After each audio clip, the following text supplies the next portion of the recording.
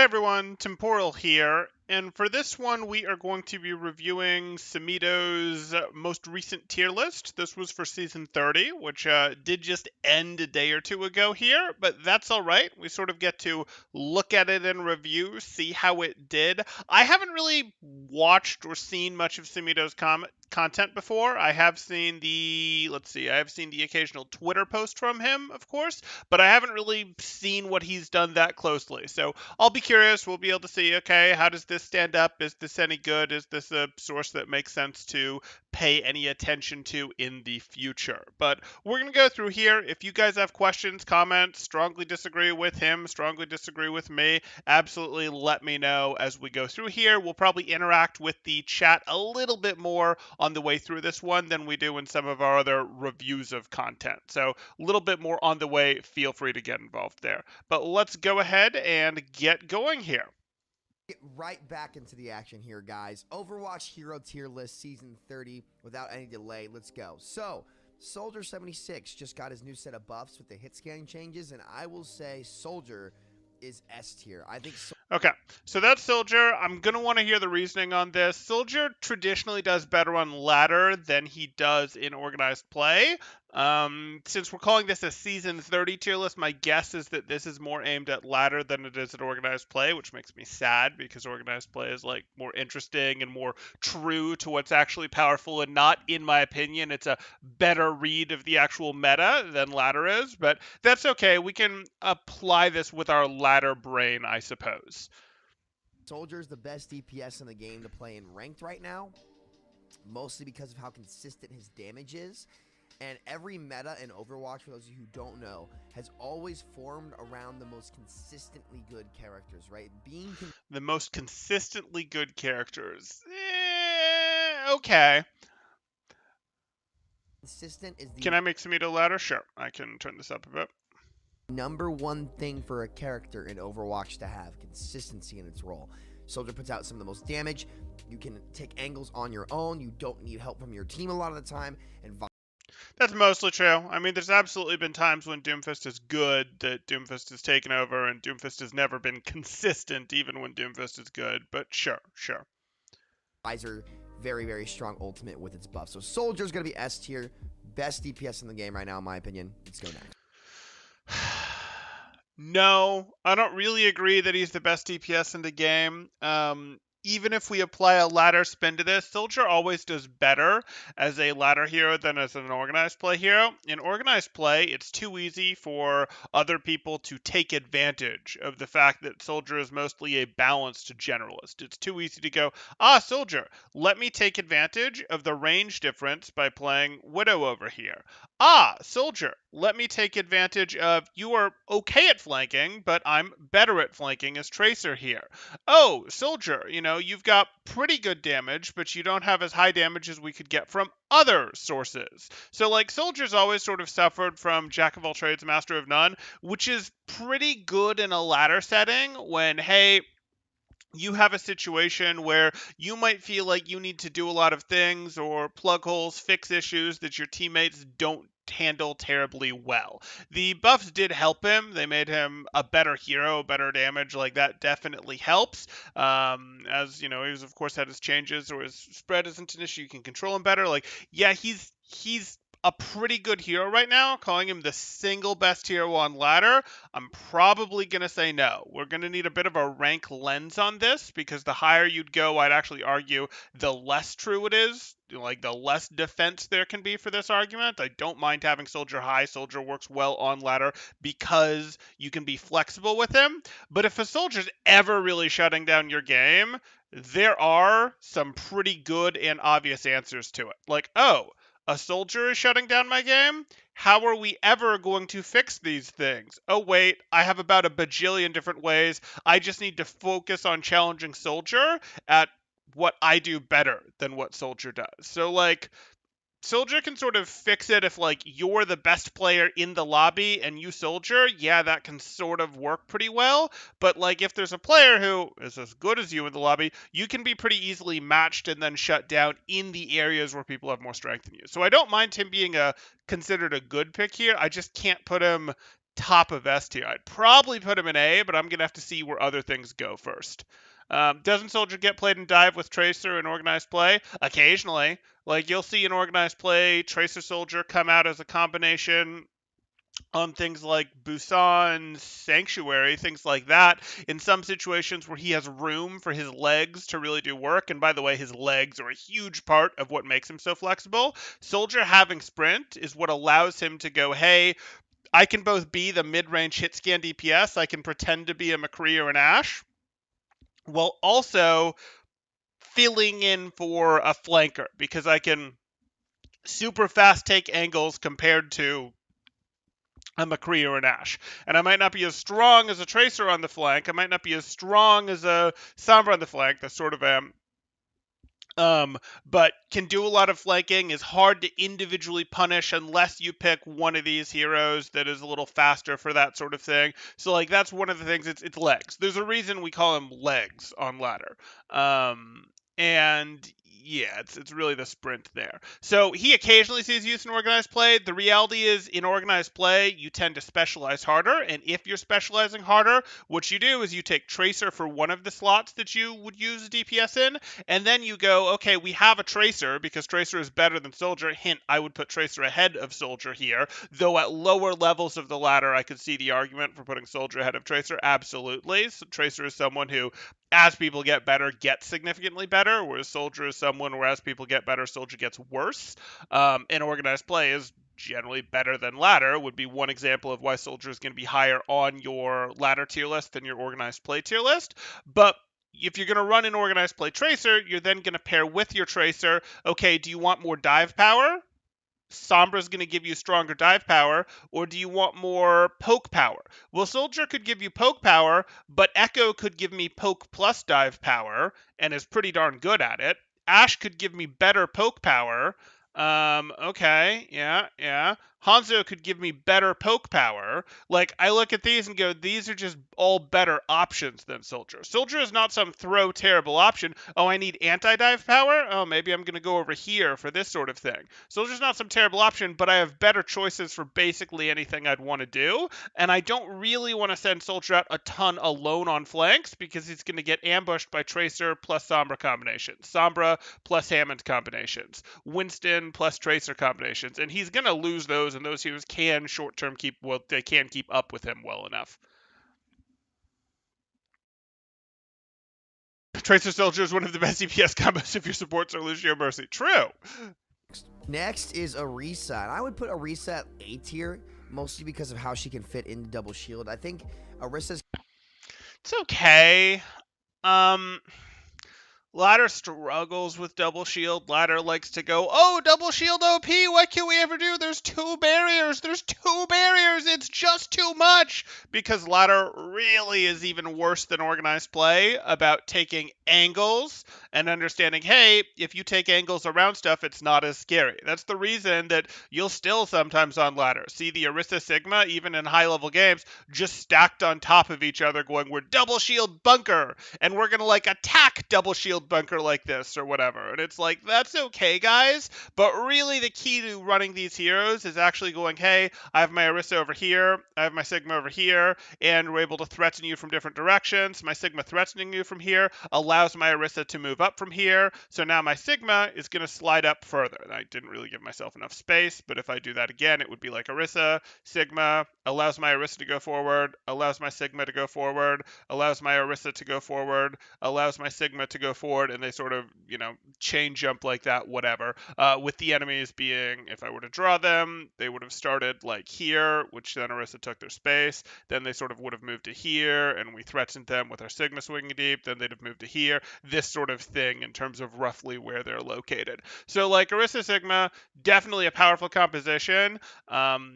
Loses to dive, but dive does benefit from significant amount of organization, and organization is hard on ladder. I think this is probably overrating Orisa a little bit. Maybe she's going to end up at the back end at the weak side of A tier. But ultimately, if I had to rate the tanks right now, I probably would have been more in the realm of, I don't want to, I suppose, rate them all right now, but I probably would put Ball, Sigma, and Diva all ahead of Orisa right now pretty convincingly. I put Winston similar to Orisa.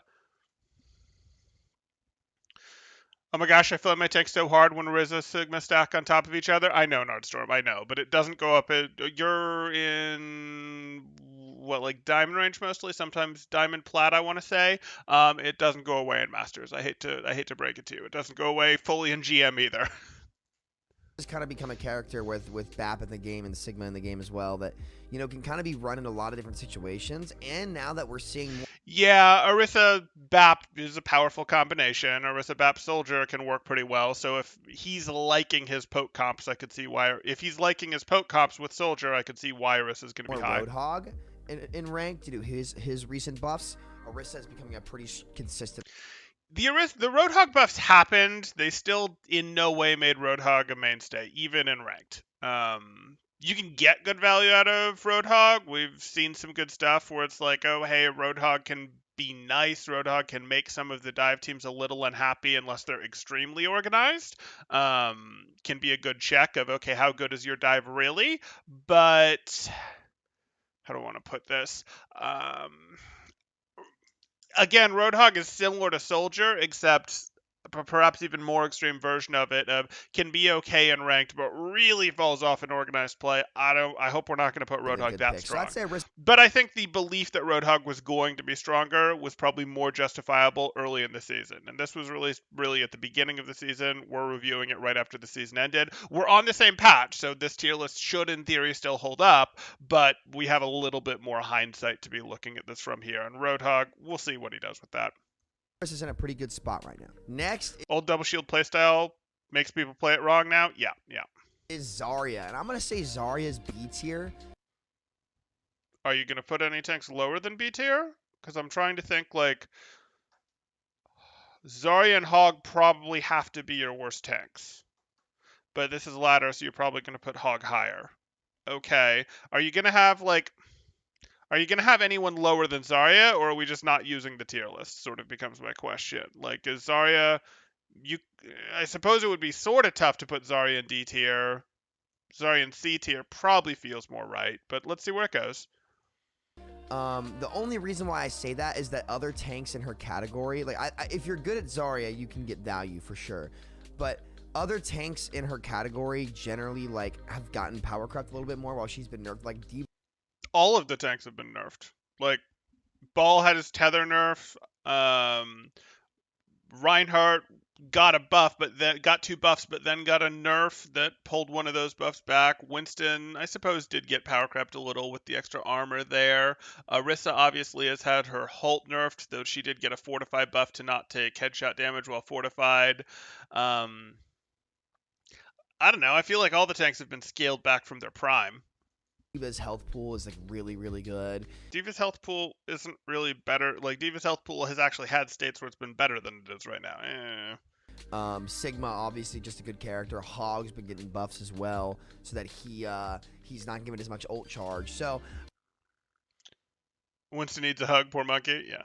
I don't know. I think Zarya's middle of the pack in terms of heroes right now. You could play her middle of the pack in terms of heroes, but are there going to be any... Like, I can live with that if we're comparing her to other heroes, but we don't really need to compare heroes across roles anymore because there's a 2-2-2 lock. Like, Zarya isn't competing against Genji or Sombra for a spot. Zarya is only competing against the other tanks. And it makes, like, that's a lens that you have to decide, are you going to use that lens or not when you're building a tier list. If you're good, but I think it's better for you to put your time into other characters for the most part. Okay, so it sounds like Zarya's your low watermark. Torbjorn. Now, I would say Torbjorn is B tier currently. I don't think like well, maybe even A tier, but I think I'm gonna have to see where other things go. The only DPS we have to compare this to right now is Soldier, who I think we've overrated a little bit. Torb is useful. Torb is useful. He's, again, if we look at an organized lens on this, we see Torb has some use in terms of obviously map-specific stuff. Torb has use in terms of some double shield comps, which Samito sends to like here. Torb has use in some brawl comps where you go, we're going to make ourselves super anti-divey, that sort of thing. Torb will even sneak his way into some dive comps to be like, no, we don't want your Tracer Hammond to get value. Like, Tracer and Hammond are both pretty good, and when Tracer and Hammond are good, Torb looks looks good just by, hey, anything to check this besides having our own better Tracer in Hammond. You think Sig is overkitted? I could see that. People sleep on Torb a bit. I agree. Primal has less health than Bob. I know. But Bob does not have Primal's mobility. Torb is just like a good middle of the pack, consistent character. If you're good with your turret, you can get a lot of value, but I think he's better on certain points than others, and I would not say he's as consistent as Soldier. So I'm going to. Yeah, he's not as consistent as Soldier, I'd say. I'd say he has a more, he's actually, again, organized lens, more consistently useful than Soldier, has more places that he's useful, so maybe that's not consistently useful. But again, this is a ladder lens. Soldier being ahead of Torb makes sense to me. I'm going to need to see more, but this feels like a pretty big gap between their actual effectiveness to me. I'm going to put him right in that middle of the pack. Torb mains, don't fear. Torb is useful. Seems like the only problem is he doesn't have as much potential in popping off compared to other DPS. You have I can plenty see of that. Torbjorn to lock and ranked. Now, Sigma, I want to say Sigma is S tier. Surely, like, solely. Are you putting these in order or not? Because Sigma's better than Soldier. Like, move this over here. If you're not putting these in order, that's just lame. Obviously, you know, it's fine, but like, Sigma's better than Soldier. Sigma's a very flexible tank, works well in double shield. Like, if you're playing Sigma on ladder, you're like, hey, I'm happy to pair up with my ball buddies. I'm happy to pair up with my Orisa buddies. I don't hate it if I get caught with a Reinhardt. Oh, I'm with someone who's one-tricking Hog. It's not the worst combination in the world. Like, Sigma's pretty happy with the things that Sigma pairs up with. We're pretty good with Sigma right now. Because of the fact that, like, he has No one ever shoots the turret. Well, poke comps do, but yeah. so many good abilities. Like, he has permanent uptime. He's super consistent. I mean, his trade for those things is that he's low health and he's actually pretty bad in a brawl situation. He's not like Orisa who has Fortify and goes, nope, I'll do plenty of damage headshotting tanks and I will be a undestroyable monster for the duration of Fortify. Sigma really doesn't have that. Yes, he can have used hands, can have gotten a nice little health pool, but if Reinhardt gets on top of Sigma, Sigma does not have a good time, like, at all. So that's sort of the balance there. But yes, Sigma is quite powerful. If you get mechanics and stuff, and you can kind of have your own solo play style a lot of the time that doesn't really require a team. Sure. This character at his Very ceiling self-sufficient. does so much, but at his floor, not so much. So if you're the higher up you go in ranks, the better Sigma's going to be. But in low SR, I can't say that people will get more value on him over like a Reinhardt or something like that. But no, Sigma is still very, very strong character. I think he's one of the best tanks in the game. I agree he's one of the best tanks in the game. I'm not sure why we think he's worse at low SR. Sigma's shots explode. Sigma is probably easier to use at lower SR than Orisa. Like, Sigma's shots explode. They go explodey. They bounce, kind of like Junkrat. Sigma has a shield, so it turns off some of the screaming about we need a shield tank. It's wrong. Like, it's not an initiation tank. Like, don't get me wrong, Sigma's not an initiator, but it's like having a shield as an anti-tilt mechanic for your team, even if you go off and do your own thing. Now, I'd still recommend, you know, people in low ranks mute their team, whatever, if they're going to go play Sigma on off angles, which is how you should play Sigma, because the team may retilt a little bit over that, but at least they're not tilted from character selection, and the Sigma has a chance to pop off, get some eliminations, and quell their team's rage over not having a shield in the first place if they'd picked someone like Hammond or Roadhog Zarya or something else instead. So I'm not totally sure I agree with that. And then Reinhardt is obviously fine in low SRs. Reinhardt is a huge anti-tilt mechanic for your team in low SRs, which is sad, but anti-tilt mechanic is a thing we have to think about. But Reinhardt definitely requires a bit more help from your team. Like, Reinhardt basically is going to have to run whatever Reinhardt runs down will sort of become main and will get answered by the other team. And if in a low SR lobby people aren't adjusting to those things, aren't threatening other angles, or Reinhardt is not getting health resource from his team, he's going to have a bad time. Sigma's going to consistently do more work without support there. And the inconsistency of the help you get, of the contribution you get from your team, is one of the more frustrating things in lower SRs. So I really disagree with the comment that Sigma like scales down in value as you go down ladder. But I'm interested in what you guys think. Throw that up in chat or leave comments below. Sigma has high skill floor compared to some other tanks. Not compared to Hammond, he doesn't, but okay. Ryan can also time his shield to block every shot from Sigma too. Sigma has a terrible matchup against Ryan in the front line. If Ryan gets to Sigma, even if Reinhardt is like half health and Sigma's full health, Sigma is not going to have a good time.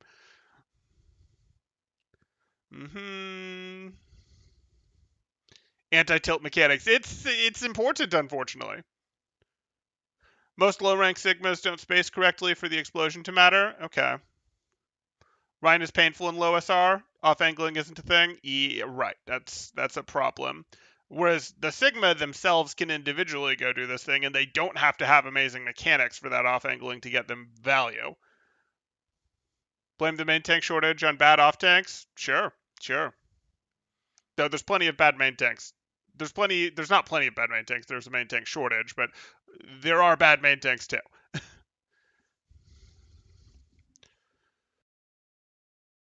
It happens naturally. That's why you see low SR Sigma say DPS suck. I have cool damage. Low rank supports like Ryan because they get to heal bottom for easy passive value. That's true, but then when they don't, the Reinhardt can't do much. Reinhardt was overtuned with 500 health, 550 health due to his D-tilt passive, right? Okay, let's continue. Reaper. Okay, I'm gonna put Reaper in B tier. We see him get run sometimes. He's not a throw pick guaranteed, but he's also not the best hero in the game. So I'm gonna say Reaper's B tier. He's not terrible, but he's not insanely good. Now I think we're underselling Torb.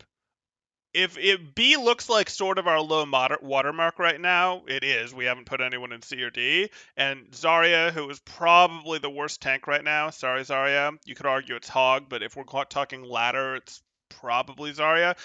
Diva starts looking a little worse on ladder than she does in organized play, but she's not going to fall below Zarya here. We've put Zarya in B tier.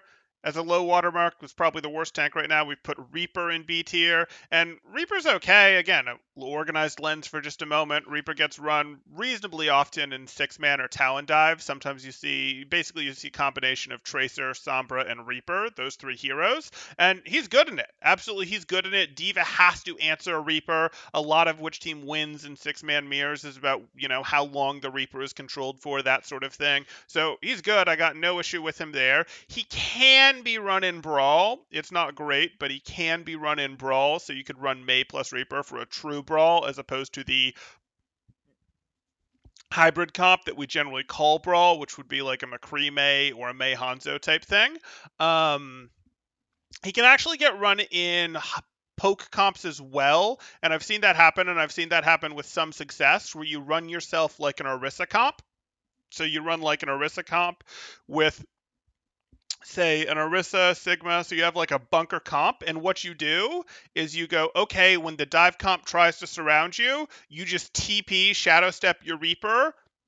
You literally just Shadow Step your Reaper onto their backline and go, okay, we're going to do this. And the divers that have surrounded your core go, wait a second, we can't go peel that Reaper anymore. And now you've got yourself stuck with like a Reaper versus Zen or something along those lines. And obviously, you throw them some BAP support stuff like that because you can afford to do so. And you have well, are you guys going to win if your Zen can't happen? And the solution to this is you force out the Reaper first, or you exhaust this team a little bit to the point at which you can win. That's the real solution. And this is beatable, but this is a swap that poke teams will do of going, hey, we'll swap in a Reaper, we'll swap in a Doomfist, we'll swap in maybe a Roadhog to do this sort of thing, and it can work. So I suppose you could see Reaper as a place in all 3 comp archetypes, not a full-time place in all of them, but a place in all 3 comp archetypes, but that's thinking in a really organized manner. This isn't really going to work, what I just described here, in unorganized play. Likewise, in Brawl, you're not going to be able to handle any degree of poke if you're greedy enough to run Reaper plus Mei. So like, I don't really like it. It's most of the times where you'd run a Reaper,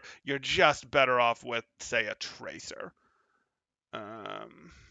Why no BAP nerf so overtuned? He's not that amazingly overtuned. I know a lot of you in the Discord think he's hugely overtuned. He's powerful. He's very powerful, don't get me wrong, but he's not wildly overtuned. Like, again, this is sort of what I'm talking about. If Overwatch is in basically the most balanced state, one of the most balanced states it's ever been in, the game is in a good place. Do we have a couple people who are riding a little bit above the cast? Yes, we do, but they're not riding above the cast by very much, which I like. Like, we're talking about Sigma as one of the most powerful heroes in the game, and he doesn't feel that oppressive. Like, hey, that's pretty good. I know people hate BAP's lamp, and yes, I agree, BAP is overtuned. I don't think it makes sense personally for BAP to have high damage, high heals. Like, his high damage, high heals gives him the same amount of pressure sustain, pressure being a combination of heals plus damage that he does, that Ana does, but he gets the same amount of pressure while not using any of his cooldowns or anything but his exo boots, whereas Ana is constantly, to get the same level of pressure that BAP is getting, constantly using sleep and nade off cooldown, but BAP then still has lamp and shift. So I do think BAP is overtuned. Yes, that said, Ana, even with this difference, has a place in the meta. I think we could probably fix BAP just by getting rid of Regenerative Burst. I think we could also fix BAP by lowering his damage or healing, but I don't think that's going to happen because I think that would change his identity too much. I think they're better off attacking his abilities. But that's okay. Remove Regenerative Burst and give him 100 shield HP? Maybe, maybe. Was he going to put Widow? Okay. No prize for guessing where he's going to put BAP. Fair, fair. So yeah, I'd have liked to see Reaper a little bit lower, honestly. Reaper isn't dumpster tier. I wouldn't put Reaper in an F tier or even D tier, but down in C tier, especially if we put Torb, who's his only competition, in B tier here. Now maybe we're going to stick a bunch of entries between him, so Reaper will be towards the end of B, and Torb will be towards the top of it, but so far I'd like to see Reaper a bit lower. Good, but he's Just shorten lamp duration? That could help. a pretty good character, especially in the right spot. So I'm gonna say Reaper is B. Baptiste, obviously S tier. Yeah. Like I think BAP is now. A lot of people ask me all the time, like, Samuel, do you think BAP is Worm Broken or Brig? And I think the answer for that is Brig, because Brig like is much harder to fix. But BAP, it's just his immortality field is super broken. Brig gets a lot of playtime in a lot of different comps, so I can see where that's coming from. She doesn't really feel that bad to play against, and her weaknesses are really clear and really obvious, and she's bad when her weaknesses are present. In organized play, you can cover for her weakness pretty well by going, hey, you answer a lot of dive by yourself, so we're willing to go with you being weak. Like, we're willing to accept this as a compromise to our comp because you do so much to let us be greedy and run a poke comp, for example, with just you in here to answer dive, and you'll do a pretty good job of it. Not enough truly by herself, but a pretty good job of it, as well as she's pretty good at enabling dive. Probably what you'd have to do with her is you'd have to make her a little worse at enabling dive. I don't think you can make her any more fragile than she is. I think what you'd have to do is you'd probably have to make repair packs worse, either by increasing the amount of time it takes to get them back, or limiting their range, or something. But probably you'd have to make repair packs worse if you were going to adjust her. That said, I'd probably say BAP is the more annoying, the more in needs of fixing hero than she is, personally, so I'd probably have the opposite opinion of Sumito on this one. Broken. His ult buffs are fucking nuts. You know, his like he can heal the whole team easily. He can self heal. He can do his own stuff. Like, this hero is like, if you want to climb on support, learning Baptiste is definitely the way. If you play the hero Sumito does, then yeah, Brig feels bad to play against. Yeah, I got it. Yeah. And you can see some of his influence in here of what he likes. Like, we can see he likes poke comps a lot.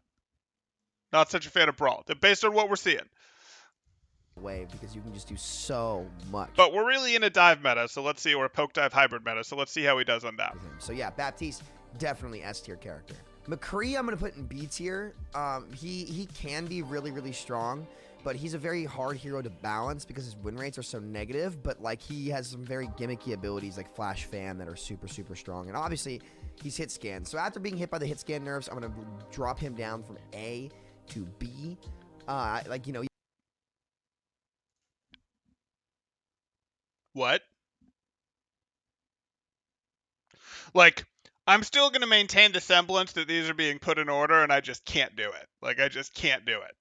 You can't be like, oh yeah, Reaper and Torb are both definitely better than McCree. Like, I get it. People thought these McCree nerfs, the nerfs did hit McCree hard, and McCree does not feel like a broken, oh my goodness, there's no solution hero anymore. Don't get me wrong. Like, I think the nerfs, the hit scan nerfs, generally did what they were supposed to do. I think Ashe probably got hit a little harder than she should have by them, but I think generally the hit scan nerfs did what they were supposed to do, and I'm good with them.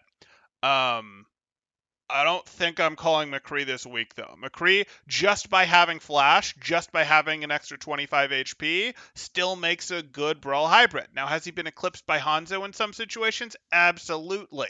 Is he a much less permanent? Like, you don't see double bubble or dive comps running McCree nearly as often? Absolutely. But he's still runnable in those comps, and he'll show up in those comps more often than a Reaper will, and it's by no means a throw to have him. He's also still got some tricky matchups for characters like Tracer, like Genji, with that extra 25 HP. Yes, I appreciate that he is actually beatable at outside of his proper range now, which always should have been the case, but I don't know that I want to put him here. I'm probably putting him top of B tier, mid to bottom of A tier based on what I've seen so far. Kree is low A tier at least. That's probably where I am. Low A tier, top of B tier, maybe middle of A tier. Casty B tier? Yeah, he's not B tier. Right. We're Mr. Right Click is still good at right click. That is true. That is true.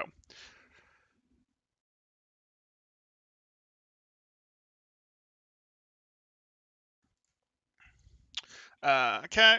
You could still get a lot of value as him, but like he requires a lot of peel, and it's very hard for teams to do that a lot of the time on.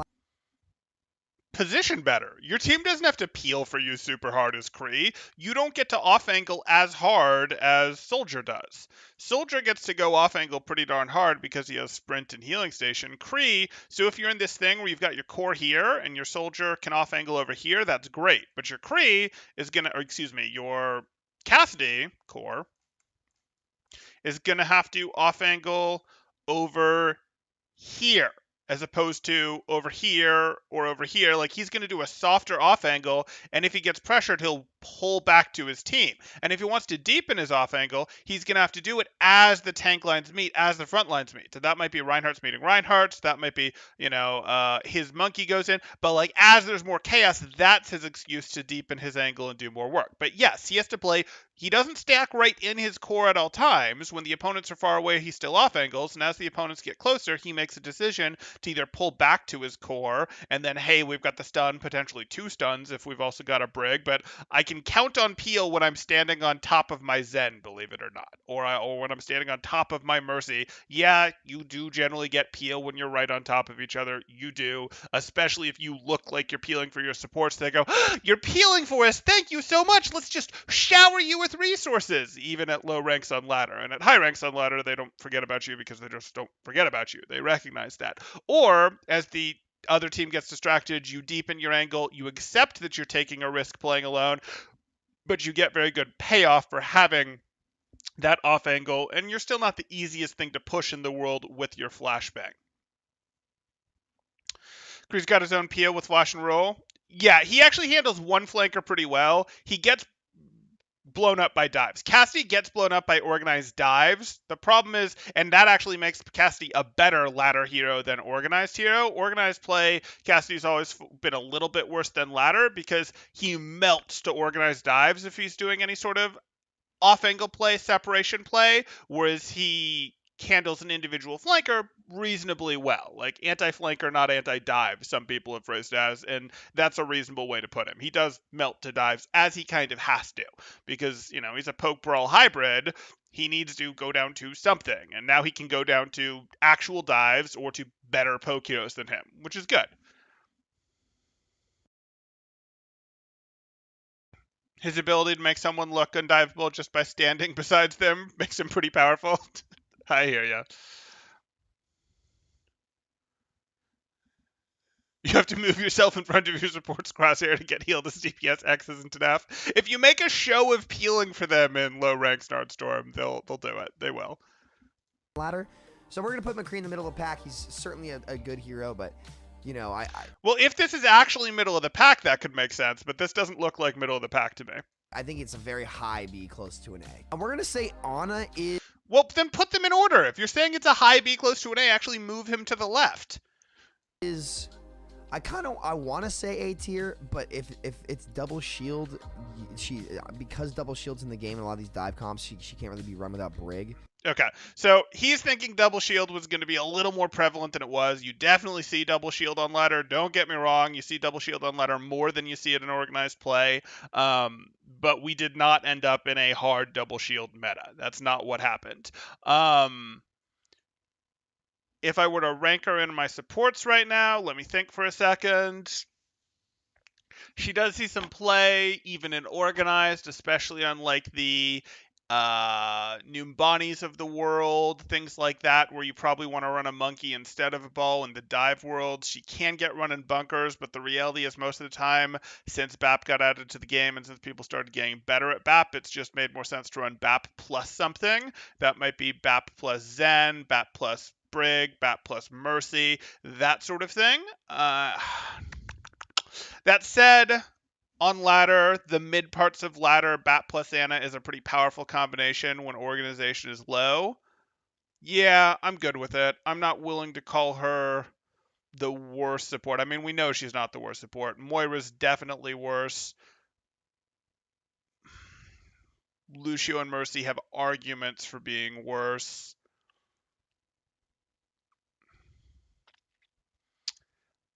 This is okay with me. I'm okay with this spot.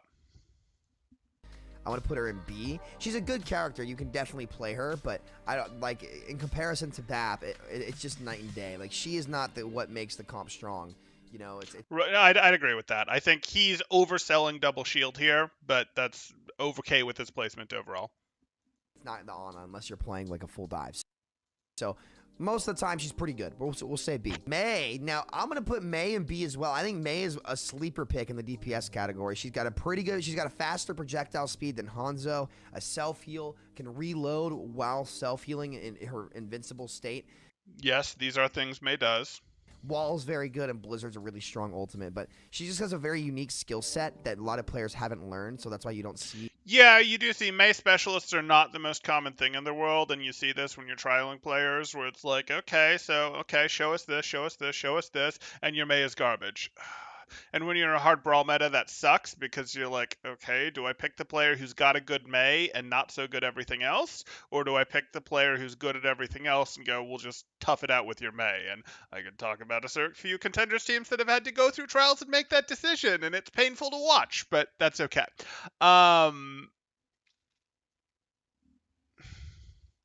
I probably still consider, like, again, I actually want, when I see tier lists, people to put them in order, and I'm putting Mei ahead of Reaper. Mei is going to be played in less comps than Reaper, but Brawl is so common on low ranks of the ladder that I think if we factor those in, she's relevant, and she's also better than Reaper in the comps that you want her in. Reaper's fine, and Reaper, we talked about how to force him into 3 different ways of playing the game and how he works pretty well in those. But he's sort of niche in each of those, really in each of those except for Talon Dive, whereas Mei is really important. Like, there's a reason that, yes, you can get rid of a Mei, you can go without a Mei, you can run, for example, a Brawl with Sim Junk on Control Center. That's a thing. But almost every Brawl comp or Brawl hybrid, let me rephrase that. Almost every Brawl comp is going to run a Mei. Like, when she's good, she's really important. Wall does a lot for fighting other Brawl comps, and it's pretty helpful for sustaining, trapping, whatever, other more mobile comps that you're either trying to outlast on objective or you're trying to stop from getting away from you. Contenders, all teams have gone through that in past seasons with flex DPS with garbage maze. That's true, Silver Saxophone. That is true. I was more talking about that because I was thinking of a specific contenders team that I've had a little, behind closed doors access to. But you are right. We have absolutely seen that with owl teams as well, and we've seen what a difference having good Mei can make. Like, good Meis are absolutely meaningful. A ton of So I'd have rated Mei higher than Reaper. Yeah, I'd have rated May very similar to Torb, honestly, and I think, I can live with the Reaper in this slot, I suppose. I'd have probably, based on what I'm seeing here, I'd just like Reaper to move down to C tier, is really where I am. I'd probably like Zarya to move down to C tier as well. May. But if you learn how to poke as May instead of just get caught up in the freeze, she could be a really, really good character. So we're gonna. And I might move Orisa down to B tier in that situation. Like, I'd move Zarya down, I'd move Reaper down, and then I'd probably move Orisa down because I'd probably consider Orisa similar in tier value to these heroes. I'm probably okay with the Orisa in A, though. We're gonna put May in B tier. I think she's a pretty strong hero. And now Pharah, I'm gonna put Pharah in A tier. I think that what they. Okay, this is what we're doing. Same thing with Sombra, absolutely. Sombra, and those were the things. It used to be flex DPS, projectile DPS. Like, there was a time when being a projectile DPS meant you either had a good Genji, a good Pharah, or both, and that's what you were looking for out of a flex DPS, and usually it was one or the other. These days, your flex DPS is a second DPS player, and they need to be good at all the heroes that get played by flex DPS, including a couple hit scan players, and that's just reality. And teams were slow to adapt to that. Fair above McCree and Anna. Huh. Yeah, so the belief, Farah had a window where she was played a lot. She was even played a lot in Owl. Right after hit scan nerfs, in some ways right before the hit scan nerfs, and she's going to take over. She's going to be successful again. And she does okay right now, but I do consider her pretty niche, and I do think some of the, Farah's the way to go, Farah's the flyer again, sort of got overblown. Like, nah, Echo was always good, guys. Echo was always good, and yeah, Echo got some nerfs, and yeah, Farah's usable absolutely with a Mercy, but Farah's mostly returned to not getting played all that often. Echo's the more common flyer when you want a little bit more verticality, you want a little bit of poke to go with your dive more so than Farah is. There's absolutely reasons that you can play Farah. Don't get me wrong, Farah is not some terrible hero, but I don't think we wanted to go like this, especially for ladder, because if you're going to play Farah on ladder, if you're going to play Farah at all, you really do need the Mercy, and the fact that you need this other pick, nah, anytime you need another pick, that's going to hurt you a little bit on ladder.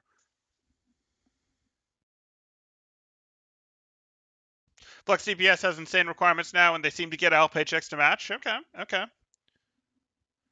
I think Farah should get another ability for Overwatch 2. You could, or you could just significantly shorten her E cooldown. Hit scan nerfs aside from Soldier. Like, I think that Pharah in the right situation. And significantly doesn't mean, like, cut it down to a third of what it is, but it does mean, maybe take 2 seconds off, maybe 3 seconds off type thing.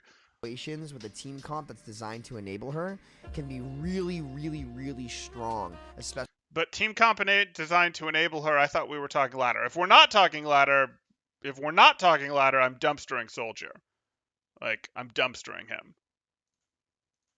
Especially on ladder with the hit scan nerfs. Now Soldier can definitely keep her in check, but I definitely think Pharah on the right maps can be incredibly difficult to counter if given the proper resources. So Pharah gonna be A tier. Now Doomfist, I'm putting Doomfist in C tier, and the sure, that's fine.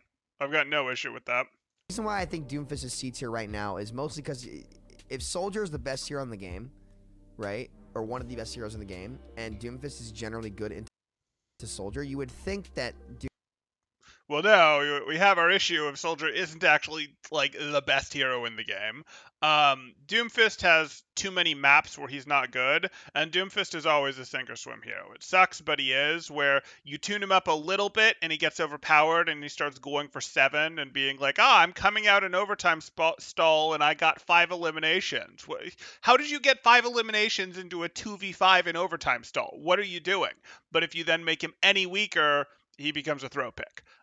He's always suffered from that, and he still does suffer from that, and right now he's on the throw side, not the overtuned monster side. Hopefully this gets fixed for Overwatch 2. Doom would be able to get more value.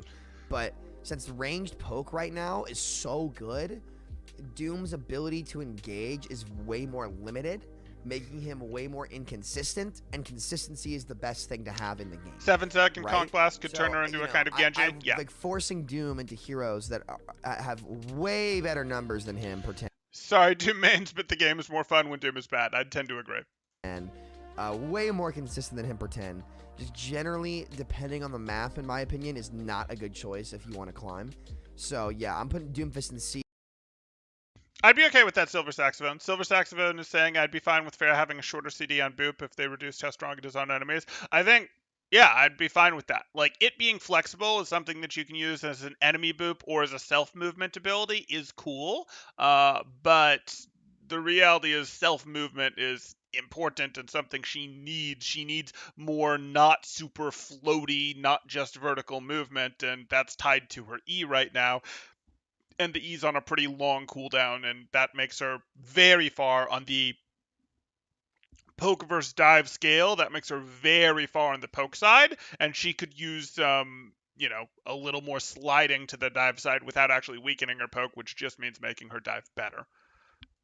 He does not have the consistency right now to keep up with a lot of what's in the game, and especially since like players can just go Echo and just hard counter you, and it's like a force swap. So too many things to checkmate Doomfist. Hopefully this will get fixed in Overwatch 2. So Diva it'll never get fixed? I think her Overwatch 2077, right? Her ult buff was nuts. That she just did not need it. Her armor buff was nuts. Her flight duration buff was nuts. Diva's definitely overtuned right now, in my opinion. Definitely overtuned right now, in your opinion. The ult buff was stupid.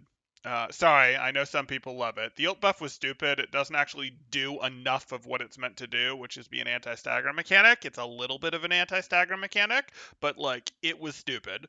It doesn't actually fully or even close to fully solve the stagger thing. It makes her ult more powerful than it should be. Because frequently it gets used, and it'll get used where, hey, you got an extra 250 damage on, say, a Winston that was zapping you and didn't eliminate you quite in time. He wasn't trying to stagger you or anything. You just got that because he showed up late, type thing, like that, and that's just stupid.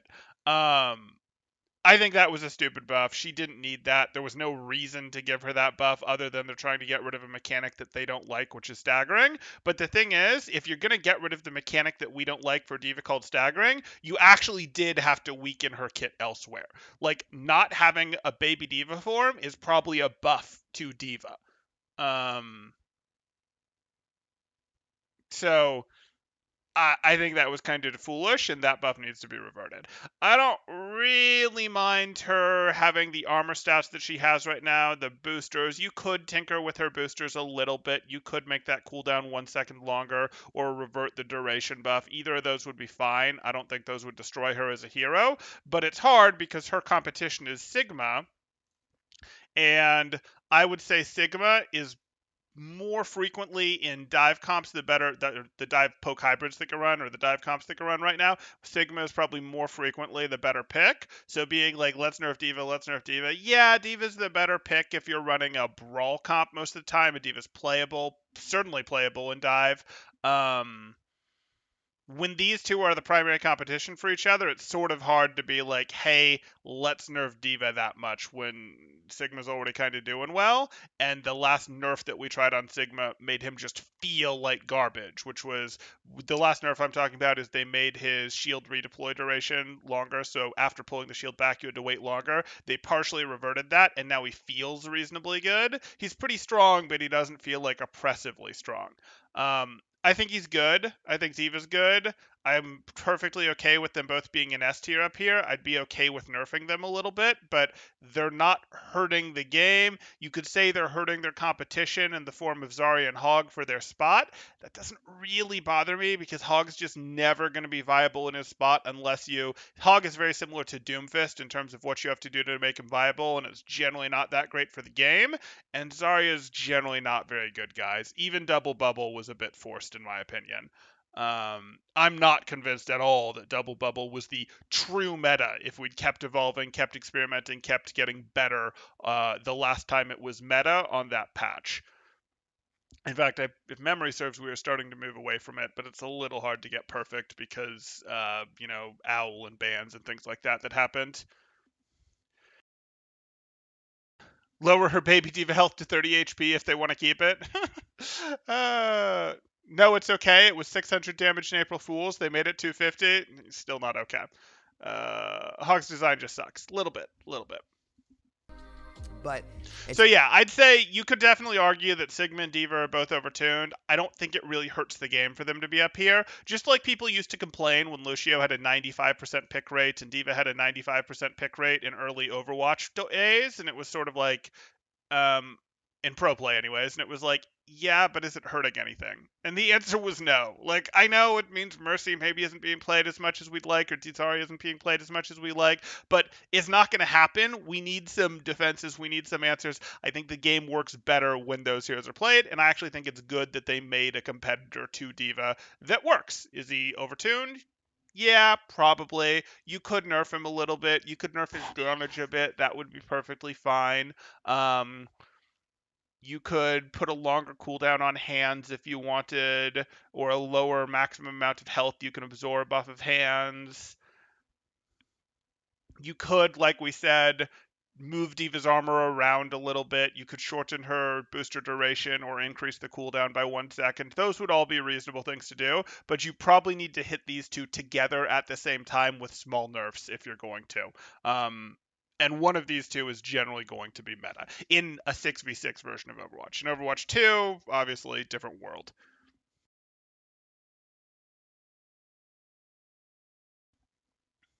You always viewed Zarya in Double Bubble as a shortcut to run Winston without him just getting whip shot every time.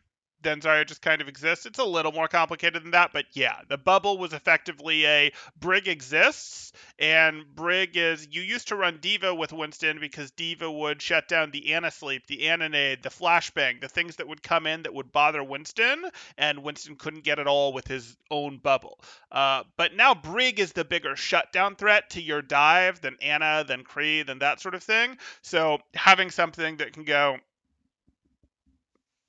we can block the Brig bash or the Brig whip shot became more important. And Diva can't do that, so Zarya started getting played. So it was, is Winston valuable enough to justify running? And Zarya does more than exist. She needs to build energy correctly, and she does need to collapse in, walk with her team. She does need to be part of the dive, just like Briggs still needs to be part of the dive in modern dive that does not run a Zarya, but instead runs a Sigma or a Diva. Brig needs to be part of the dive. Zarya had to be part of your real dive in Double Bubble as well.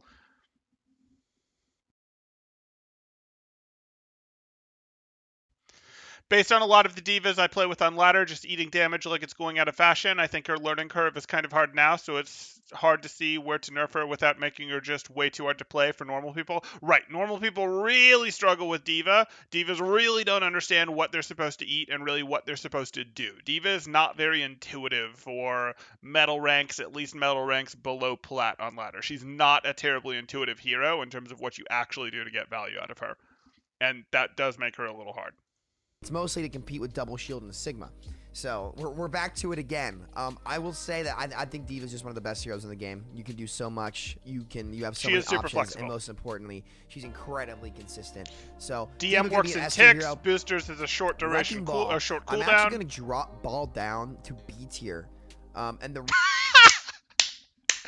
Garbage. Okay, tier list is garbage. We can move on, guys. Here's our trash can right here. Here's our trash can. It's maybe got some handles on it. Maybe got some handles on it.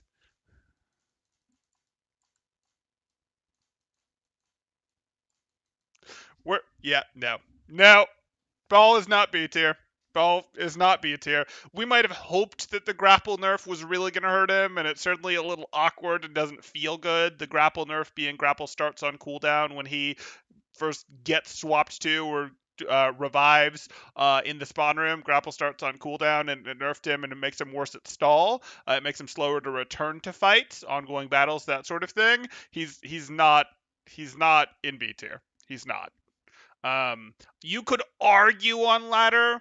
Maybe, double shield is better because it requires less coordination than dive does. So, therefore, we're going to go ahead and maybe put him in the same tier as Orisa. You can't put him in the Zarya tier list. You can't put him down here with Zarya and Reaper and Ana. Like, he's better than those heroes. He is.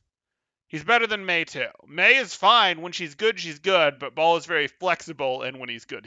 Whereas Mei is when she's good and not flexible. I'm sorry. Even for ladder, you can't put Ball down here.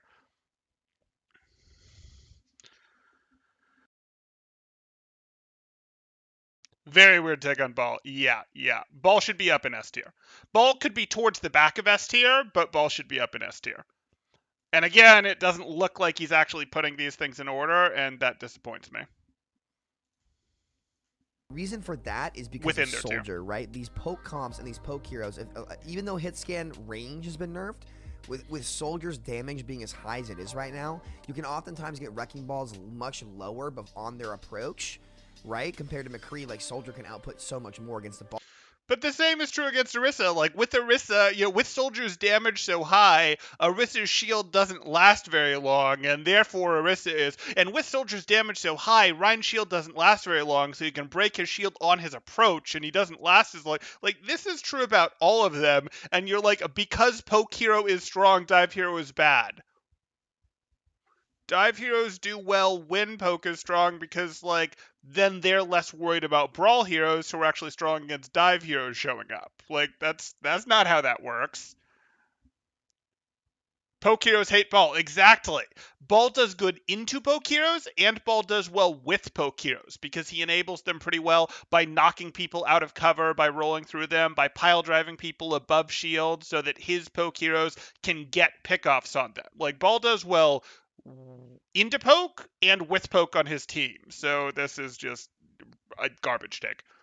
Ball because all of his bullets are doing the body shot, like with the Zen Discord or something. So I would say Ball is still very, very playable, but depending on the map and depending. Zergling Dance says he is very obsessed with Soldier being super strong.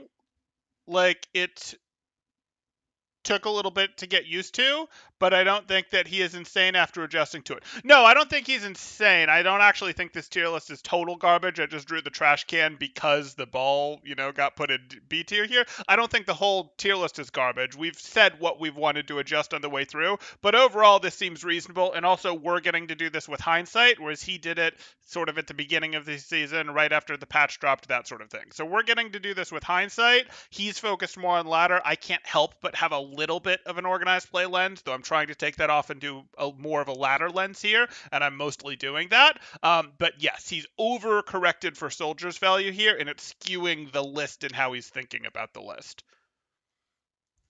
And if they have Soldier and like a really good poke comp, then it's gonna be much harder to play Ball with that level of damage. Even without, he's a bit crazy. Jason, I mean, some of his Twitter takes are a bit crazy, blah, but this is okay, I think, in terms of what we've seen for this tier list. It's not wild. The Ball was pretty wild. All right, Junkrat, the good old rat. We're gonna put him in C tier. He just isn't consistent. Sure. It depends what we're doing for the ladder. Like, are we putting weight on the top of the ladder, not the bottom of the ladder? Are we equally counting weight across each tier of the ladder? Are we counting the most weight on the ladder where the majority of the players are, which would be our plat to silver range? What are we doing for our tier list becomes the question. Like, we put Soldier high, and having put Soldier this high, I don't think we're hugely weighing the top of the ladder. I kind of think we are because we're talking a lot about double shield. Like, with how much double shield talk, I'd be thinking we're talking about the top of the ladder. But then we went ahead and put Soldier so high, which makes me think we're looking at a more average ladder distribution because Soldier does much better in that distribution.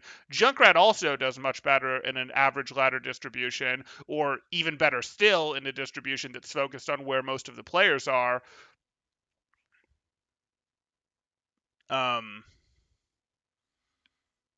Yeah. I'm not surprised to see this. I just want a little bit more clarity on what our lens is for viewing this, on sort of the ground rules for our tier list, because I probably move him up to B tier. If we're doing how the majority of the ladder plays, or if we do even ranks of the ladder, like each rank is worth the same amount in our consideration, or if we do where the majority of the population is, where the majority of the ladder is, Junk probably moves up as well, just because Junk is good in bronze, silver, gold. Like, Junk is good in those ranks. Yeah. Or nearly as consistent as a lot of these characters. If you're a good rat, you can definitely play him, but no, I would not be putting him up in S or A tier, obviously. And if we're focused on the top end of the ladder, yeah, this is the right place for him.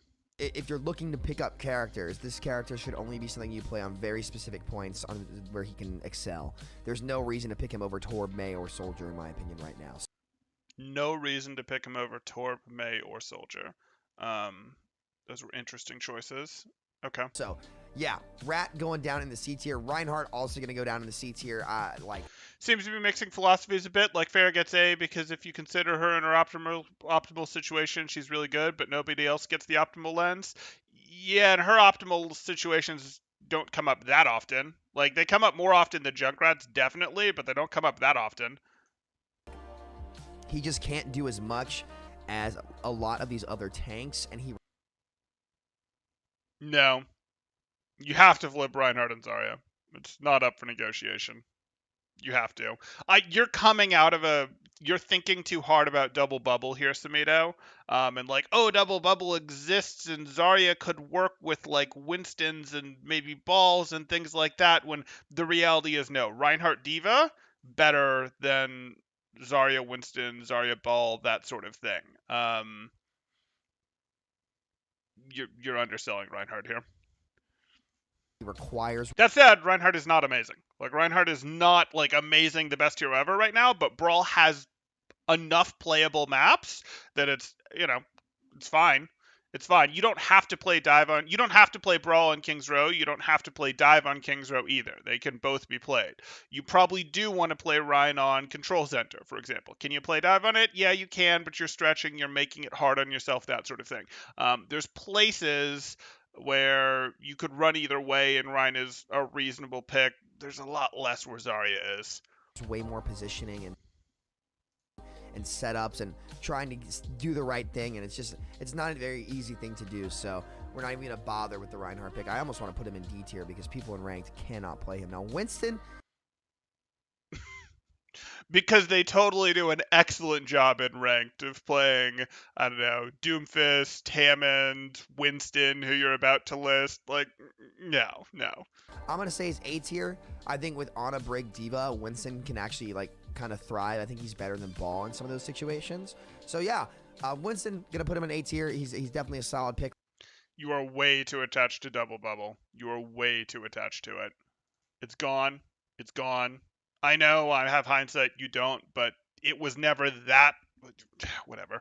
It was clear it was going to be gone. This is no. Ball coming back was always likely. You have to flip these two. Winston has places where he makes sense, but the truth is most of the time Winston makes sense in those places, like Gibraltar, like Nimbani, because people aren't good enough at ball. If you're actually good enough at ball is better than Winston in most of those high vertical places as well. Now you can say, hey, no, we want to run Winston because we want to do 6-man, and that's a little bit better of an argument. He does have slightly more cleave power. We've talked about this in our Realth video where we were talking about tanks, main tanks, off tanks, poke enabling off tanks, all those things, where Winston can kind of slam in a little bit harder and be a little bit more brittle, like hits harder but really breaks himself harder as well, whereas Ball can do more sustained pressure, is harder to break himself, but doesn't it quite as hard. He's got his pile drive, but the pile drive by itself doesn't quite keep up with a Winston Teslaing multiple things for a few seconds. And I'd agree with that. And 6-man is pretty good, don't get me wrong. We've gotten advanced enough. Play has gotten good enough in Orgrimmar's play that 6-man is not the deadly terror it once was in terms of beating Zen ball comps. Zen ball comps have mostly figured out, oh, this is how we fight against it. Right.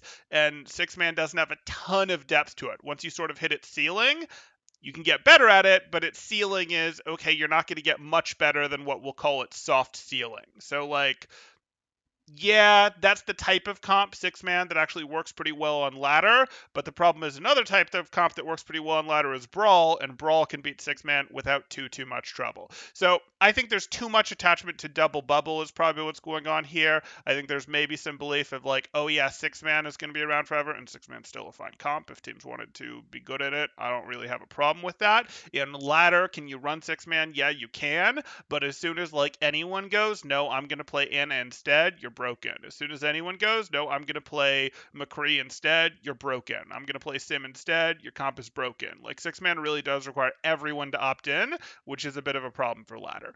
Even something like Brawl is more flexible, where it's like, okay, we didn't get our optimal Brawl heroes, we've mixed a Genji into our Brawl comp.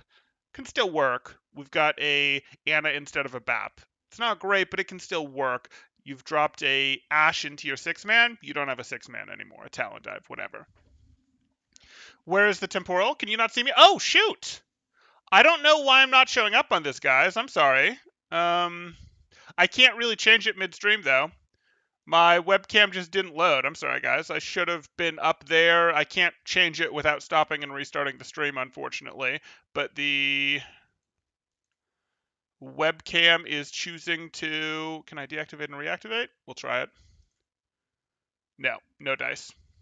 Yeah, I didn't realize that wasn't there. It's happened like, I don't know, one time in 100. This is probably the second or third time it's happened, and we have, okay, less than one time in 100 because we have 500 or 600 videos up there, but that's okay. Temporal, what's the deal with six-man? It's Brawl comp, but with less Brawl power than Zarya Brawl? Right, it's a Brawl comp, but it's a Brawl dive hybrid. So what it's used for is it's primarily a, hey, we are a Brawl comp with the dive hybridization. What does that mean?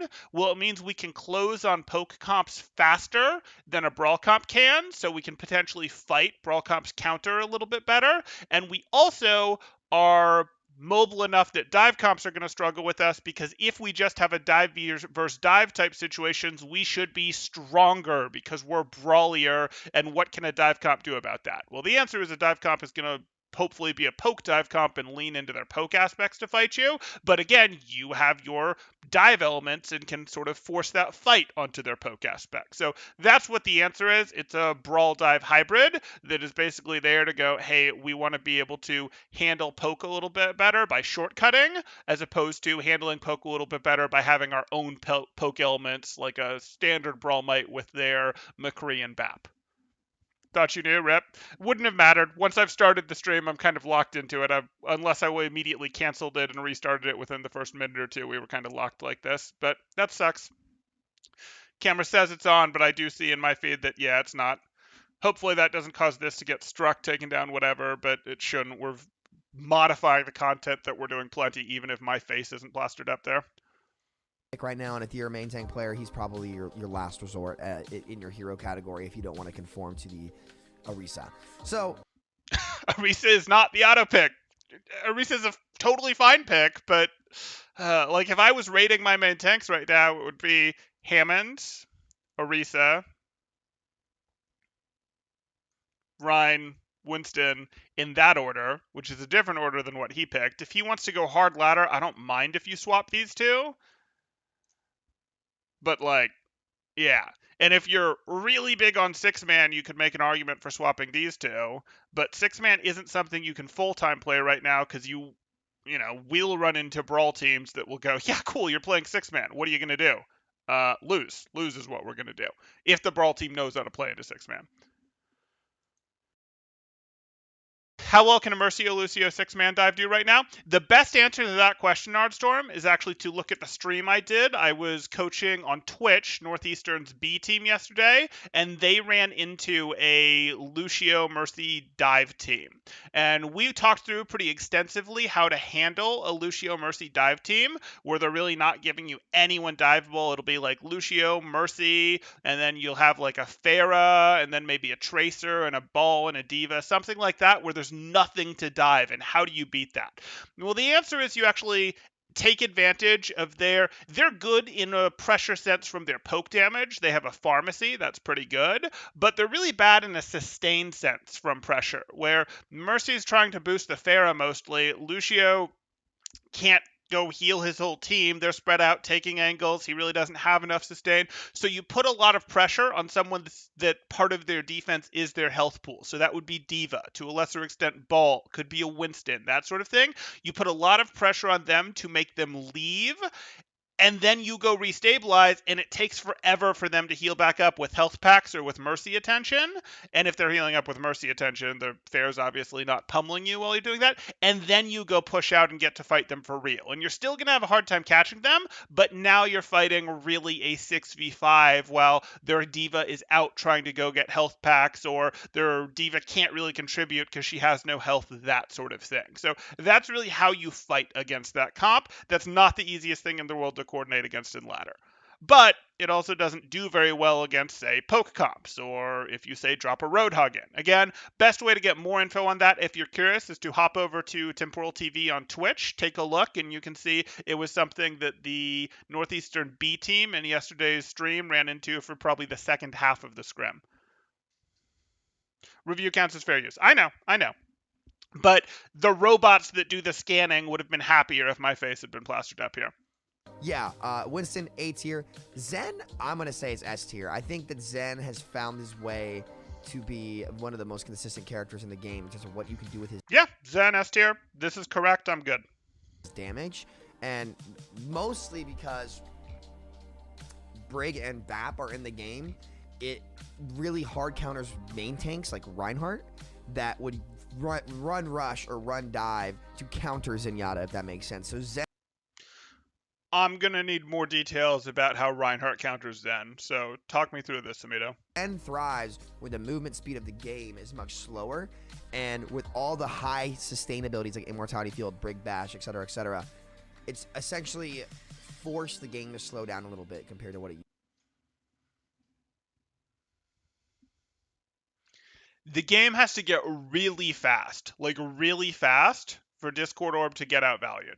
We did see this in Goats, where if you had your goats, you had Moira goats, Ana goats, and Zen goats, and the idea was Ana goats was your most flexible goats. If you didn't know if you were rolling out against goats or against a dive comp or anything else really, Ana goats gave you a lot of flexibility. Great. Moira Goats was your best friend if you knew you were playing against a dive comp, something like that, because hey, it's a stupid amount of healing. She's not going to get picked off in rotations as easily as Ana or Zen are. That's going to be, great. She's hard to take down. Great, we'll go with it. And then Zen Goats is what you rolled out on if you knew you were going up against another Goats comp, because it was the best in the mirror. Now, as teams got better and better at peeling, at rotating, at understanding the game, they realized, and as everyone realized Goats was coalescing as the most powerful comp, you could just roll out on Zen Goats. And that was right. People just got good enough at protecting the Zen, good enough at the rotations. There's a ton of peel available in Goats that Zen Goats was the way to play, and it came out on top. But while this grouping existed with flex support variation in Goats, the way that Moira Goats tried to fight against Zen Goats is they'd go find a corner and they'd try to very explosively just go around the corner and try to run over this other team very, very quickly. And if they could set up right around a corner and just explosively fight the Zen Goats comp, they could actually win those fights. If they could just, while taking no poke, nothing whatsoever, go around to do it, they could take those fights. But if you slow down that fight at all, you have any amount of angle play, any amount of no, you guys try to go in, and our diva is happy to just do a U-turn boop to knock you back. Our Lucio is happy to boop your Rhine back for just a second. We have any degree of angle control where we got to put any amount of pressure on you whatsoever on the way in, like any amount. The Zen Goats comp won. And the Zen Goats comp was better. If you had to fight these against each other repeatedly, you really couldn't outplay the Zen Goats comp. But short term, this was how you tried to drive Moira Goats into Zen comps. But it really did not take slowing down the fight much at all for the Zen Goats comp to come out superior. And I'm going to sort of look at that and point at it and say, yeah, I suppose what he's saying is as the game slows down, Zen does become better because Zen's pressure is better than Bap's or Ana's pressure. Because if you think of pressure from a support standpoint, it's a combination of damage and healing that the support is putting out, not just one. And the damage extreme that Zen puts out, both from his own damage and from Discord, is higher than the damage plus healing value that you're effectively getting out of Bap or Ana. So, yeah, Zen does better as the game slows down. I agree. But no. It's like it. I don't really think that's what's going on here. So I'm going to object a little. Okay. used to be. So Zen definitely going to excel from that. Definitely going to have the space he needs to put out all of his damage. Discord Orb, one of the best abilities in the game. Transcendence, one of the best abilities in the game. And Zen can just output so much damage. So Zen's amazing. One of the best heroes in the game. As well as Brigitte, who, even after all of these nerfs, all these changes where people say she would be dumpstered, is still fundamentally insanely good. She's a very good hero. I've talked about this for years. If you watch my stream, I've said that Brig is unfixable because of how she heals is just fundamentally overpowered.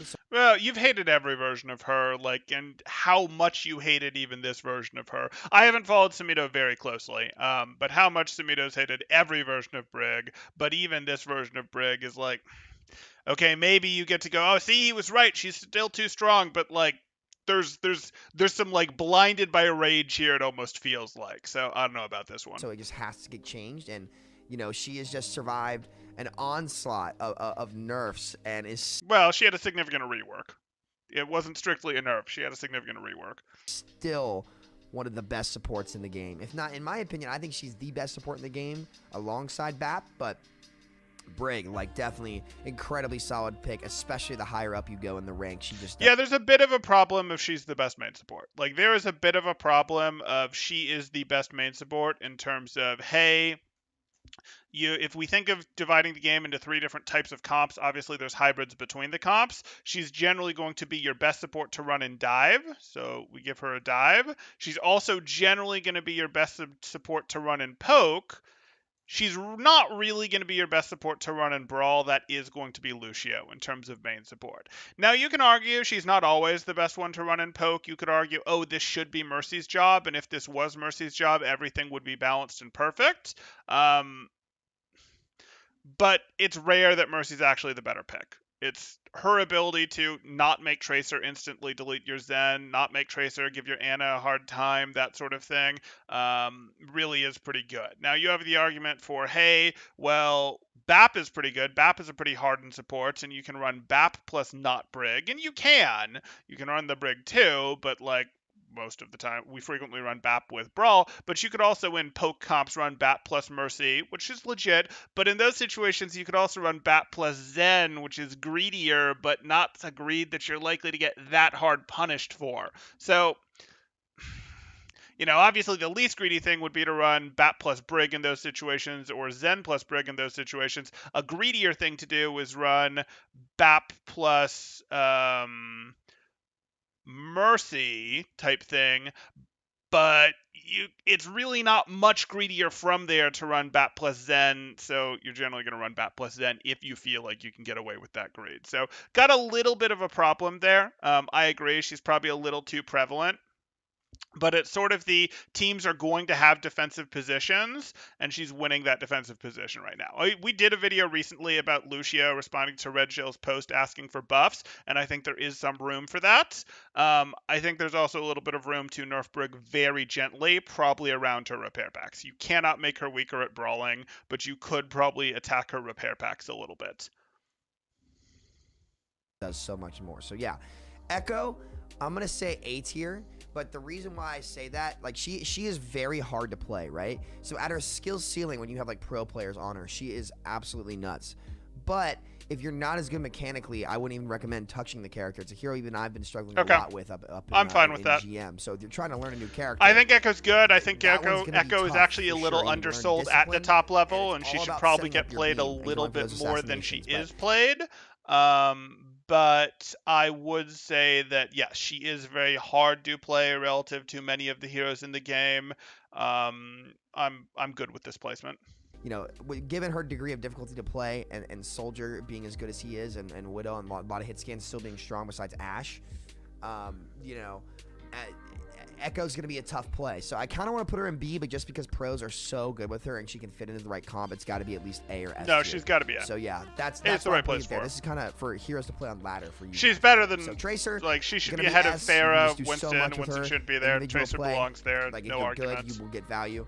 So yeah, Tracer, really, really consistent pick, solid around the board, dominant character, has been. I'm gonna go a little faster now as I do have a warm-up scrim I've got to go do with the team. We're gonna put Ashe in B tier, and I think Ashe got it the worst from the hit scan. She did, which I think she probably needed to.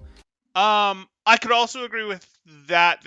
Well, she didn't need it the worst. McCree got it the worst in terms of McCree needed the nerfs desperately, and he got them, and that was probably good for him.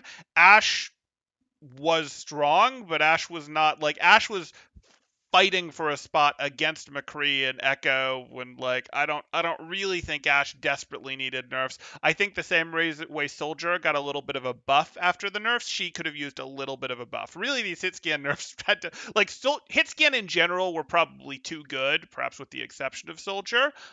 When the hit scan nerfs hit, and that's fine. But she needed, while she generally needed to be weakened by the hit scan nerfs, she could have received a small compensation buff, and I actually think that would have been good for her, and it specifically would have been to her range. I think she needs to be a medium to long range hero, and they've really forced her into a medium range hero with a scope, and that's just not good for her. She was really, really strong from range. Her damage fall off is much longer now, so she does not have nearly as much of an advantage as she did before. But I still think she's a solid pick, and given the right situations and the right player, she definitely can still get a lot of value. Dynamite's really, really good. Bob is one of the best ultimates in the game, so she could be top Ash, of B tier. Value, good character. Could be very bottom of A tier, but Hanzo exists, which Hanzo's just going to outdo her right now. I think Mercy in the right comps is really good, but that being said, I think Brig is just a much superior version of Mercy. Mercy's hurting. Most of the time, like there are times where if you have bottom Mercy of B tier is fine for her. Game, but if you have the Brig instead of the Mercy, you can still win. So yeah, I think she's just an inferior version of Brigitte. So Sombra, I'm gonna put Sombra in C tier. I like people in low ranks never really win with her. Terrible take for organized play. For a ladder, I can live with it, but I'd still move her up one tier. So I think she's very situational. She's not as consistent. She's amazing right now in organized play. But I think it's an uphill battle given like what a lot of the characters. But she's always worse on ladder. The soldier can just visor the EMP or immortality field or trank or something like that. Like she's just very tough to be consistent with. So I would definitely recommend either play Tracer or Soldier. Or Tracer and Sombra. Or Tracer and Hanzo. Or Tracer and Echo. No. Genji. I'm gonna put Genji in B tier. I think he could.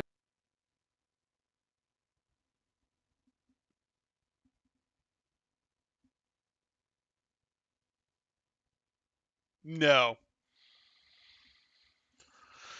I know. We'd hoped that the buffs were going to do more for Genji. We'd hoped Genji was going to be good. He's still not. He's okay at lower levels of ladder where people struggle to sort of do the diagonal vertical aims as opposed to the horizontal aims. That's a thing on lower level ladder where people get more frustrated by Genji than Tracer. There's also the fact that it's sort of easier to get the movement ability value effectively of being harder to hit here, but it very quickly evens out once you move up the ladder, really even to diamond level, where the Tracer is going to get more value. Definitely by Masters, the Tracer is getting more value, and Genji is just mostly worthless. Like, there's only a couple players who are able to Genji specialist their way into, not even one trick, but Genji specialist their way into GM. Like, Genji, yes, he's a little bit better, I suppose, with the buff to his neutral, the nerf to his ult. That did help him a bit, but he's still, we've done a video specifically on why Genji can't be met on this channel. I recommend you guys check it out for more information. Sombra does his job as a diver better. Echo does his job as a poke dive hybrid ult specialist better. Sombra does his job as an ult specialist better. He really can't win. Could pass for an A tier because there are a lot of comps and ranks you can run with him, but did I just lose audio?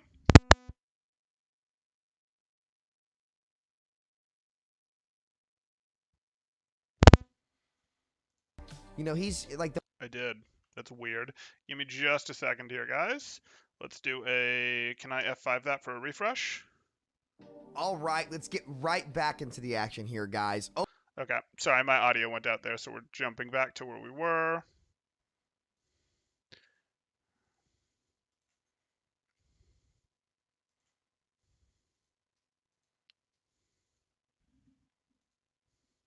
A tier, but on my end, I couldn't hear him.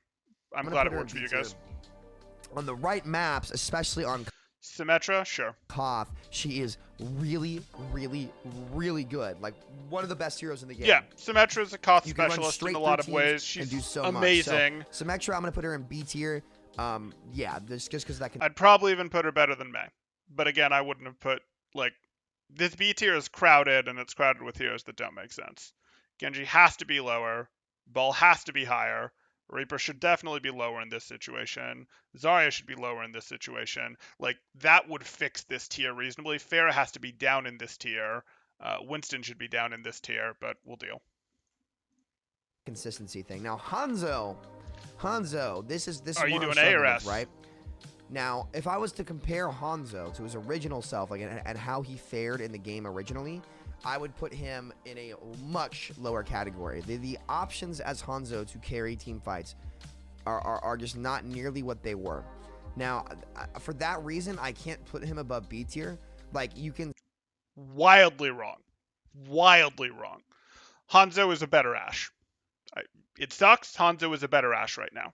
sometimes get value, but he's very low. I honestly want to put him with Doomfist, but because he has the one shot, that makes him like sometimes get value. But the reality is, like, he's been hard countered by Baptiste, Sigma, Ball, heroes that, you know, you can't really deal with on your own. And they just, like, you just give Baptiste his ultimate if you Dragon Strike when he has Drone. So Hanzo's really only good for forcing the BAP. And until I think he is just examining each hero with a different set of rules and how he is determining where they sit, which makes it a bit all over the place, for sure.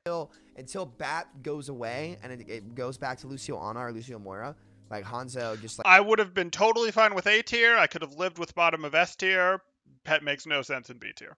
Like, will never ever make it back into A or S tier, so he would need some buffs to do that. So Hanzo would not recommend playing him right now. There's no universe you want to play him over Soldier or like Widow. No universe except organized play and ladder. Like, top of ladder, you definitely want to play Hanzo over Soldier. You are not going to have a good time trying to go, well, let me just lock the legs in this 4400 lobby game. No, pick the Hanzo, please. Organized play, please pick the Hanzo over the Soldier on most maps. So Widow, yes, he is saying BAP counters Hanzo. He is saying that the pressure that BAP is putting out isn't going to allow Hanzo to stand where he needs to do things. There's too much pressure from this. No, it's wrong. I'm going to put in A tier, mostly because if you're a good... Hanzo's better than Widow. There's situations where Widow's better than Hanzo, but again, these don't make sense. He's doing the same thing he did with Pharah, where it's like, in her very niche situation, she's great, so she gets A tier. In her niche situation, she's pretty good, so she gets A tier. Well, excuse me? Sim? Sim needs to be up in A tier if that's what we're doing. Mei needs to be up in A tier if that's what we're doing. Like, this doesn't work. These guys have too many maps that they're too bad on. They can't be in A tier. Now, this if you're a good Widow, you can do so much. Depending on the map, you can just deadlift it like Habana or Junkertown. So, you know, one of the few heroes in the game that generally will force a mirror if you're good with her. So, yeah. Only if you're good with Widow. Not I anymore. still wouldn't recommend grinding the When she was a 200 HP hero, you could basically force mirrors with her when she was good. Now it's too easy for divers to get on her and her just have no reaction time because her health drains too quickly, which is fine. It's a meaningful weakness and she needed it. Character if you were not good at sniping. So, yeah, just the heads up. Bastion, I'm going to put in B tier as well. I think he could be... No. Bastion is not better than Reinhardt and Sombra, even on ladder. If we're including high ranks, it's just not true. Like, if you're including anything, like, even for average ranks and including your average ranks, I'm not gonna do Bastion this high. I can't do it. I want to put him in A. He's a very gimmicky pick, but if you know where to set up and you have a team comp that can play around you, he's really, really good. So, yeah, Bastion, pretty good spot. Moira, Bastion in the same tier as Hanzo, wild. I kind of want to put Moira D tier? in D tier, to be honest. D tier? Like, I don't think D-tier? she's bad. I think if D you get tier? a rush comp with her and you can build Cole quickly, like a full death ball, like Sombra, Reaper, Monkey Diva, Lucio. Why Moira, do you like rush comps like and really double good. shield so, comps in so the right much? setups, Moira is like, super, you're super like, strong. if these so heroes I think that whatever. Moira mains have a chance to climb. Now, Hog, this sounds silly. I want to put him in A tier. No. Because the amount I'm gonna put Hog in A tier because the amount of Hogs I see carrying now in ranked. Hog is better in ranked than ladder. This is just in ranked, where people don't get punished. Like, Hogs are just unpunishable now because they don't feed their ult. They can just run around while healing. Like, they're not as punishable, I've but never they're still been a punishable. fan of Roadhog. I'm totally fine with Roadhog in B tier. A tier is too high. The buffs did help him. I see kids, and remember, but before the buffs, I'd have put him in D tier. And GM, so like it's just an absolute circus. Yeah, he should be in B tier. So in that circus, Hog really can thrive. So maybe he should be B tier. That one I'm very shaky on, but I think that Hog is just very good right now. Now Lucio, I'm putting him in B tier. I think there's some times where he's very good, but I'm gonna put him in C because he's very map dependent and team dependent. It's a coin flip of Lucio players right now. So okay, so that doesn't work. That doesn't work. The Bastion can't be that high. Hanzo needs to be higher. Sombra, I can live with.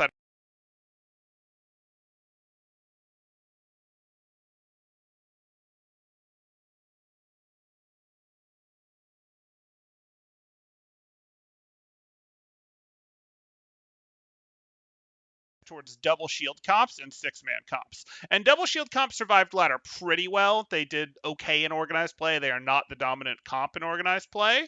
But ultimately, there was too much of a lens of these are things that are going to be great on ladder, and they ended up not being. That said, we're reviewing this in hindsight. He's reviewing it with, future sight. We obviously get the privilege of being more right here. It fell apart. It was going okay, and it kind of hit the garbage. I do, unfortunately, rather than handling more chat, have to hop over and go do a scrim right now, but I hope you guys enjoyed this one. If you guys have more comments, chat, thing like that I'm not getting to now, absolutely do leave a comment below, and generally I try to cover these where I have time to go over chat. We went over quite a bit of chat as we were going through the video this time, though, so hopefully we're in good shape. Thanks, guys. Temporal out. Oh, drop a like, consider subscribing if you haven't already.